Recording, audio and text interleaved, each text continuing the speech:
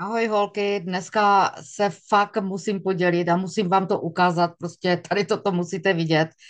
Tady tuto novinku CC krém s blur efektem a SPF 50. Prostě úplná pecka, teďkom úplná novinka a já vám řeknu, že já jsem z ní úplně nadšená, odvařená a když ji začnete používat, tak budete prostě vidět okamžitý efekt. Nejenom na sjednocení pleti, pokud už jste třeba z toho zralějšího věku, jako já, ale právě i pro mladé holky, které začínají. A co je velmi důležité, SPF 20. SPF vlastně tady v tomto sisičku je jak ochrana před UVA, ale i UVB zářením. A nemyslete si, že UVAčko nebo tu ochranu potřebujete jenom v létě, když jsou vedra, ale potřebujete ji celoročně. A to nás upozorňovala i lektorka, když jsem byla na vlastně certifikaci na diagnostika pleti, protože právě ochrana UV, ochrana je velmi důležitá, nejenom, že prostě nám zabrání hyperpigmentaci, různým vrázkám, zhlubokování vrásek, ale právě nám chrání tu pleť před dehydratací. A tady v tomto ještě najdete, mimo to, že teda to má krásnou konzistenci, to vám za chviličku ukážu, ale najdete tady i 5 druhů ceramidu. A ty ceramidy, to jsou vlastně takové vyplňovače našich vrásek, ale nebo také sjednocovače. Jo, to je takové to lepidlo mezi buňkama, které má za úkol vlastně udržet vláhu v pleti, jo, aby se nevysušovala. Máme tady 5 druhů, 8 druhů kyseliny hyaluronové a vitamin B3.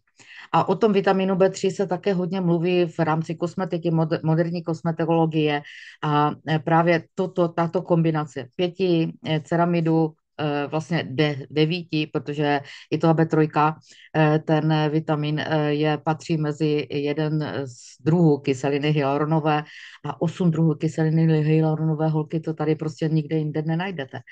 A když se na to podíváme, tak je to opravdu nádherný produkt, jo. Já tady teďko možná uvidíte, on, když se nanese, tak má takovou zvláštní barvu, jo.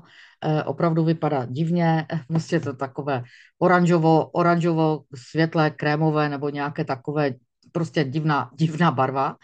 No ale když si to natřete a chviličku vydržíte, dívejte se, on má opravdu ten krásný sjednocovací efekt, a za chviličku uvidíte, že ono se to vlastně nádherně sjednotí i s mou barvou pleti. Jo, tento efekt. Ten blur efekt, vlastně ten blur, to znamená, že to jemně vyhlazuje i vrásky, že to vlastně sjednocuje, krásně se to nanáší, vidíte tu konzistenci, prostě úplná nádhera.